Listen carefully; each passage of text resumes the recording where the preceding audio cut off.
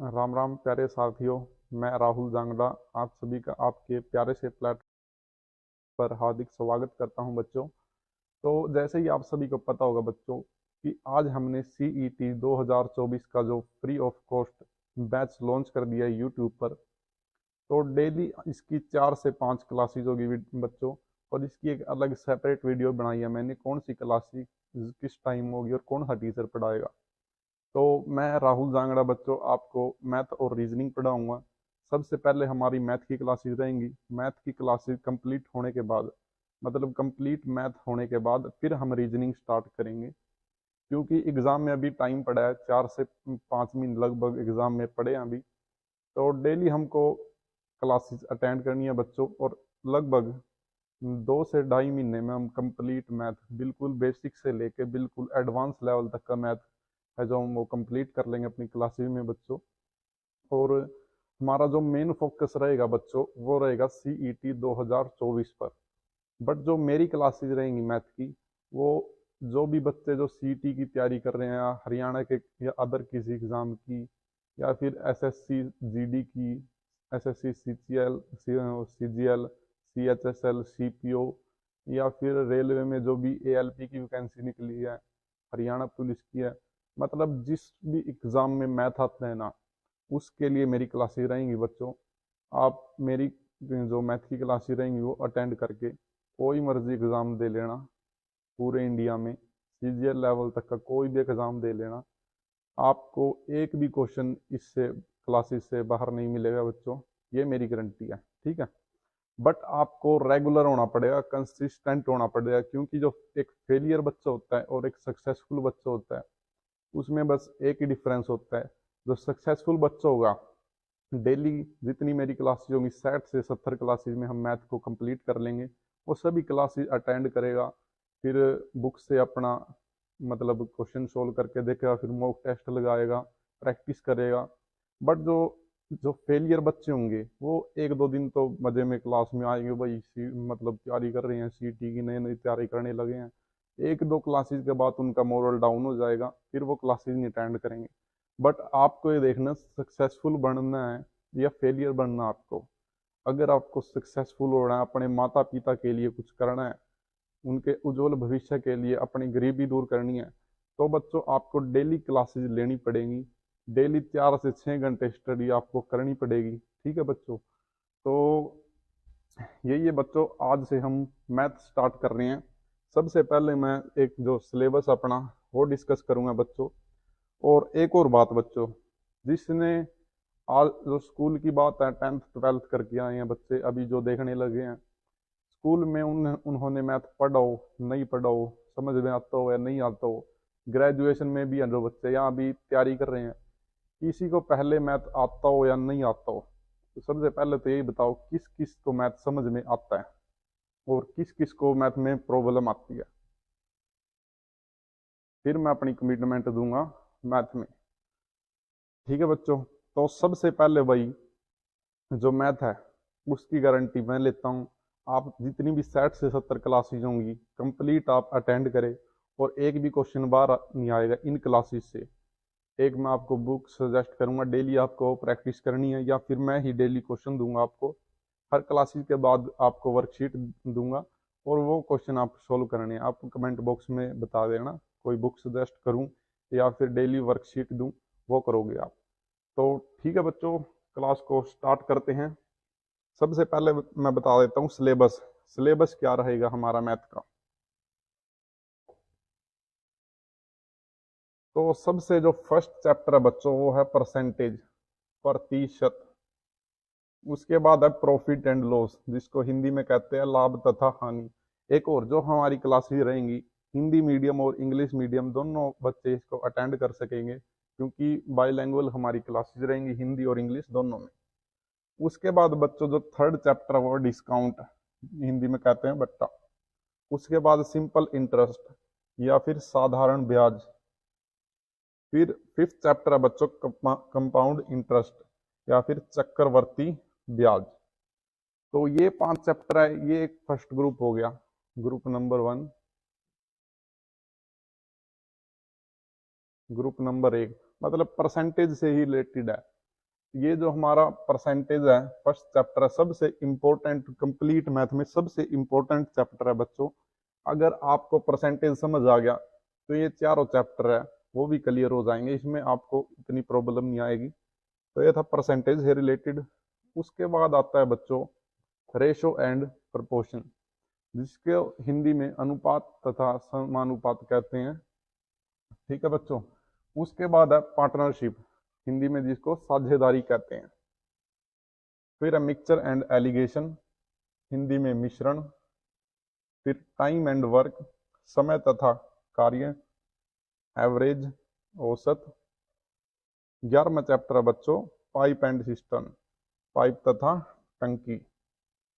Time, speed and distance, समय, चाल तथा दूरी। ये दोनों बच्चों इंपॉर्टेंट चैप्टर है, टाइम, डिस्टेंस और स्पीड।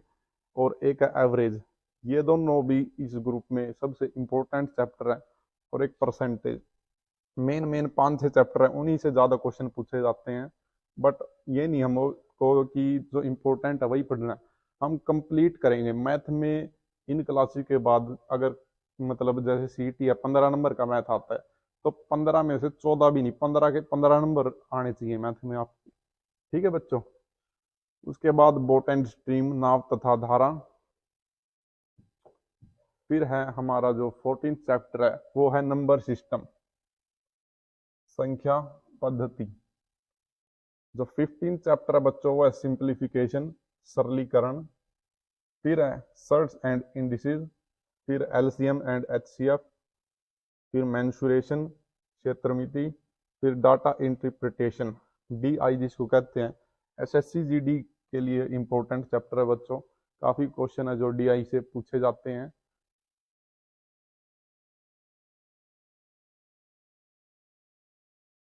तो चलिए बच्चों स्टार्ट करते हैं आज की हमारी फर्स्ट क्लास को बिना टाइम वेस्ट करते हुए। तो सबसे पहले तो देखो बच्चों प्रति प्लस शत। प्रति प्लस शत, शत का मतलब क्या होता है? 100। प्रति मतलब प्रति 100, प्रति 100 पर हमको मान देखना है। और इंग्लिश में भी ऐसे ही पर प्लस सेंट। सेंट को इंग्लिश में मतलब कि सेंट का मतलब जो होता है वो है 100। तो पर 100 पर सेंट, प्रति 100 पर हमको मान देखना। अब जैसे बच्चों कुछ भी जैसे परसेंटेज का सबसे पहले तो साइन देख लो, परसेंटेज का जो साइन है वो परसेंटेज का साइन होता है बच्चों।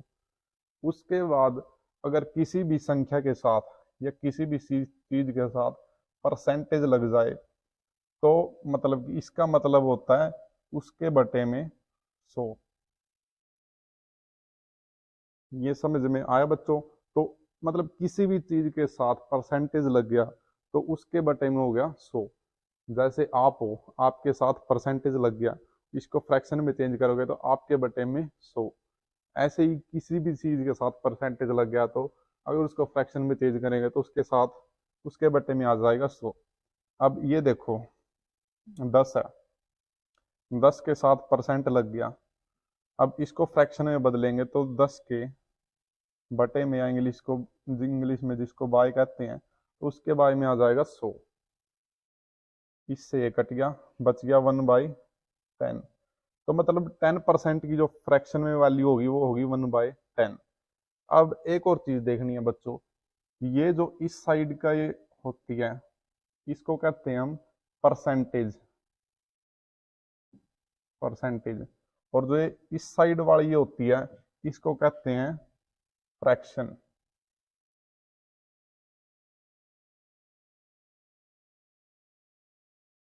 जो ये है ये होती है बच्चों फ्रैक्शन और ये होती है परसेंटेज। ये ऐसे ही, ये परसेंटेज और ये फ्रैक्शन। अब जैसे कोई भी संख्या है 5 है,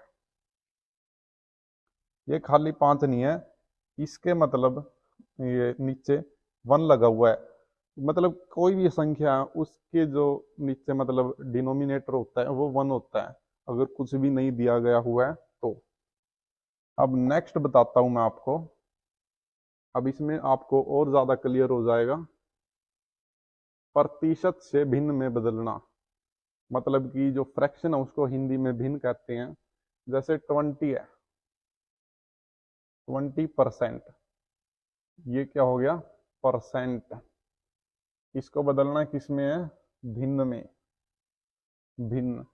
तो 20% को भिन्न में बदलेंगे तो क्या आएगा, 20 बाय में 100, 0 से 0 कट गई, 2 से 10 कट गया, यहाँ क्या बचा 5, ऊपर क्या बचा 1, 1 के बाय में 5।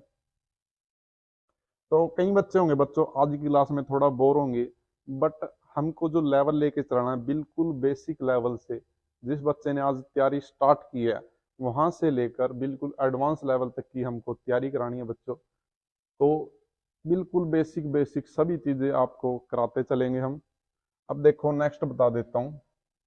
जैसे 25% है, इसको फ्रैक्शन में या भिन्न में बदलेंगे तो 25 के साथ, मतलब किसी भी चीज के साथ परसेंट लग गया तो उसके बाय में 100, 25 पर कट गया सीधा, ठीक है बच्चों, 1, यहाँ पर 4, या फिर 5 पे काट लो, मतलब 1/4 इसकी जो वैल्यू है फ्रैक्शन में वो आ गई।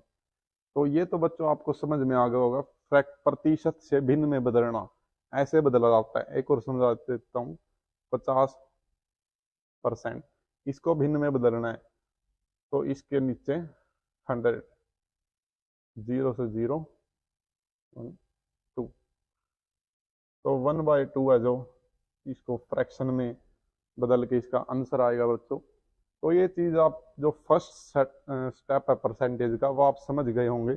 चलिए नेक्स्ट स्टेप पर चलते हैं बच्चों। नेक्स्ट स्टेप, भिन्न से प्रतिशत में बदलना। अब तक हमने क्या किया, किसी भी चीज के साथ परसेंट लगाया और उसको फ्रैक्शन में बदला। अब कोई भी संख्या मतलब भिन्न में दी होगी फ्रैक्शन में और उसको हमको प्रतिशत में बदलना है, मतलब उल्टा करना है। तो देखो जैसे 1/2 है,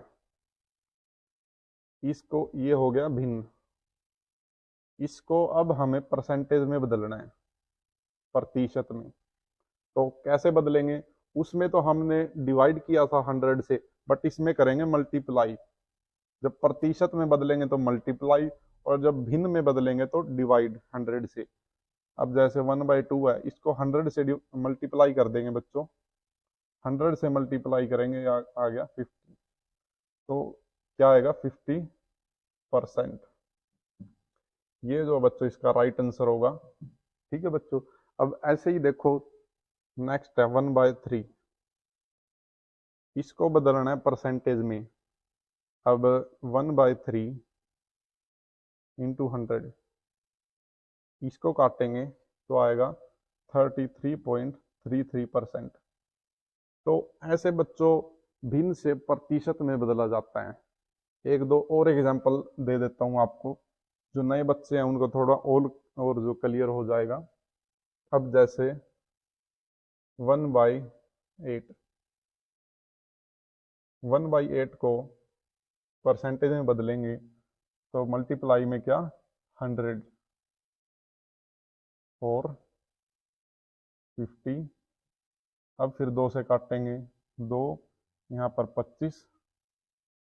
अब आ गया 25/2, 25/2। अब फिर इसको काटेंगे तो क्या आया, 12.5%। तो ये बच्चों हमारा राइट आंसर आया 12.5%। ऐसे बच्चों ये आपको समझ में आ गया होगा, परसेंटेज से फ्रैक्शन में बदलना और फ्रैक्शन से परसेंटेज में बदलना। अब नेक्स्ट देखते हैं, ये हमारे बेसिक्स थे कुछ परसेंटेज के, तो हमने समझ लिए हैं। उसके बाद ये सबसे इम्पोर्टेंट है, अगर कोई भी बच्चा एसएससी की तैयारी कर रहा है तो उसको तो ये समझ लो ये याद करनी है, कैसे भी याद करनी पड़े। इतना कुछ मुश्किल नहीं है याद करना, अपना 2-3 क्लासेस देखेंगे, मतलब क्वेश्चन सोल्व करेंगे, आराम से याद हो जाएगी। आपको डेली 1 से 2 बार ये जो टेबल है वो रीड करनी है, ठीक है बच्चों। इसमें यही है, देखो जो फ्रैक्शन है उसको परसेंटेज में बदलना या फिर परसेंटेज से फ्रैक्शन में बदलना, ये ऐसी की ऐसी। अब आगे जो क्वेश्चन है उनमें भी दिखाऊंगा मैं आपको, इनका कैसे हम क्वेश्चंस में यूज करेंगे। तो चलो बच्चों दिखाता हूँ, ये जरूर याद करनी है, इसका स्क्रीनशॉट ले लेना अभी, या फिर पीडीएफ प्रोवाइड कर दूंगा मैं, वहां से भी आप याद कर सकते हो बच्चों। तो चलिए आइए है बच्चों आज का हमारा फर्स्ट क्वेश्चन। फर्स्ट क्वेश्चन आज का हमारा मैथ की क्लास का, और बाईलैंग्वेज रहेगी हमारी क्लास, हिंदी में भी और इंग्लिश में भी। तो सबसे पहले देखो बच्चों, what is the value of 20% of 30% of 1200, मतलब 1200, 1200। तो जो ये ऑफ है बच्चों, यहाँ पर ऑफ है, ऑफ का मतलब होता है मल्टीप्लाई। ये जो हिंदी में यहाँ पर का है या के है, इसका मतलब होता है बच्चों मल्टीप्लाई 1200 के 30%। तो इसको बच्चों हमको ऐसे करना है, यहाँ पर समझा देता हूँ। 1200 परसेंटेज का क्या बताया था मैंने, परसेंटेज को हटाकर इसके बटे में 100, तो ऐसे लिखेंगे इसको फ्रैक्शन में। उसके बाद इससे आगे यहाँ है, उसके बाद के आ गया, के का मतलब मल्टीप्लाई, तो 20 परसेंटेज की जगह बाय में 100। तो ये देखो बच्चों, जीरो से जीरो कैंसिल, जीरो से जीरो, इस जीरो से ये जीरो, इस जीरो से ये जीरो, तो क्या बचा 12 इंटू 3 36, 36 इंटू 2 72, ये बच गए। तो इसका जो राइट आंसर होगा बच्चों वो होगा 72।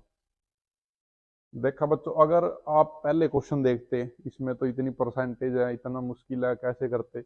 अब देखो बेसिक्स कंप्लीट, मतलब अच्छे से समझने के बाद इतना आसान क्वेश्चन लगने लगे। तो ऐसे ही बच्चे देखो नेक्स्ट क्वेश्चन, सबसे पहले आपको अपने से सोल्व करके देखने हैं क्वेश्चन, उसके बाद अगर नहीं निकले तो फिर वीडियो देखनी है। ये भी ऐसे ही है, यदि किसी संख्या के 60% का 3/5वां भाग 36 है तो वह संख्या क्या है। ये देखो, यदि किसी संख्या के, किसी संख्या के मतलब एक संख्या है, उसको हमको लेट करना है, लेट कर लेते हैं ए। यदि किसी संख्या के आ गया, इसका मतलब मल्टीप्लाई। सबसे पहले तो जो भी क्वेश्चन में दिया हुआ ऐसे की ऐसे लिख लेना है। के के बाद है 60%, 60% परसेंटेज को हटाकर नीचे 100, उसके बाद क्या है का मतलब मल्टीप्लाई, उसके बाद 3/5, 3/5, उसके बाद वह भाग 36 है इज इक्वल टू 36। तो सबसे आपको जो मतलब फर्स्ट स्टेप करना है कोई भी क्वेश्चन करते हुए, सबसे पहले उसको एक सिंपल वे में लिखना है। ठीक है बच्चों, क्वेश्चन की फॉर्म से ऐसे, ये हमने यदि किसी संख्या, वो संख्या लेट कर ली ए की जगह या का आ जाए तो उसकी जगह बताया था मैंने मल्टीप्लाई, इसको ऐसे कैसे लिख लिया, का की जगह मल्टीप्लाई 3/5 की, ऐसे कैसे, उसके बाद 36 के बराबर है। अब देखो क्वेश्चन को सोल्व करो, 0 से 0, 6 से इसको करेंगे 3/5। तो जैसे अब ऊपर ये 3 और 3 है, 3 को 3 से मल्टीप्लाई करेंगे 9, क्या आ गया यहाँ पर 9, और 9 को 36 तो देखो सीधा कट जाएगा, कितने पर, 4 पर।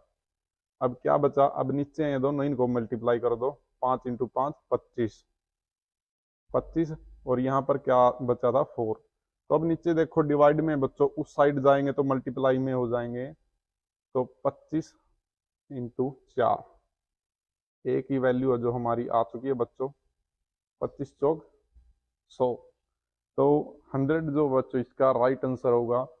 देखो कितना आसान सवाल हो गया। सबसे पहले हमें इसको हिंदी में मतलब क्वेश्चन को ऐसे अपनी फॉर्म में लिखना है, उसके बाद अपना एक एक स्टेप आराम आराम से करते चलो। ऐसे ही प्रैक्टिस के साथ और अच्छे आपके क्वेश्चन है जो होते चलेंगे बच्चों। अब ये देखो बच्चों, आज का हमारा थर्ड क्वेश्चन, तो आज का हमारा लास्ट क्वेश्चन भी है, क्वेश्चन नंबर 3।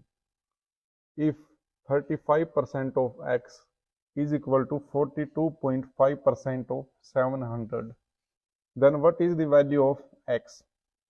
जैसे ही बच्चों आप कोई भी क्वेश्चन देखते हो, सबसे पहले तो आपको उसको अच्छे से रीड करना है, समझना है उसमें पूछा क्या गया है। उसके बाद जो आपका नेक्स्ट स्टेप होगा, सेकंड स्टेप, उसको अपने तरीके में लिखना है। जैसे आप क्वेश्चन सोल्व करोगे तो 35 परसेंटेज की जगह 100, उसके बाद ऑफ या फिर का, इसका मतलब क्या बताया था मैंने, मल्टीप्लाई, उसके बाद x, उसके बाद इज इक्वल टू, उसके बाद है बच्चों 42.5 परसेंटेज की जगह 100, फिर है ऑफ या फिर का, तो का की जगह क्या बताया था, मल्टीप्लाई 700। तो सबसे पहले इस फॉर्म में आपको क्वेश्चन को लिख लेना बच्चों। और अब देखें के बीच में इज इक्वल टू का साइन है, तो ये भी नीचे 100 है और यहाँ पर भी नीचे 100 है, तो 100 से 100 हो गया कैंसिल। उसके बाद 35 और यहाँ पर 700, तो 35 दूनी 70, पीछे एक जीरो है, एक जीरो की जीरो ऐसे। तो अब जो रह गया वो रह गया 42.5 इंटू 20। ये बच्चों आपका जो है आंसर आ गया। ठीक है बच्चों, अब इसको और भी आसान करना है, तो जो मतलब पॉइंट है इसको हटाकर नीचे कर दो 10, जीरो से जीरो कैंसिल, अब बच गया 425, और इसको 2 से मल्टीप्लाई तो करो तो कितना आएगा, 850।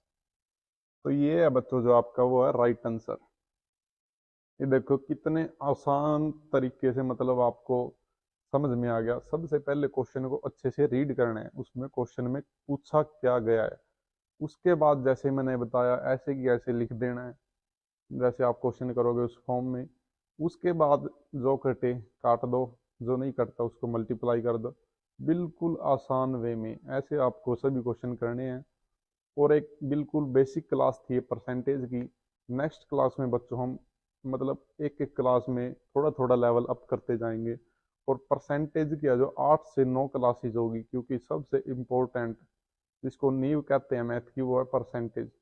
तो 8 से 9 क्लासेस हमारी परसेंटेज की होंगी बच्चों। और एक भी क्वेश्चन आपको परसेंटेज में मतलब इन क्लासेस से बाहर देखने को नहीं मिलेगा। तो ठीक है दोस्तों, मिलते हैं नेक्स्ट क्लास में। जय हिंद, वंदे मातरम, भारत माता की जय।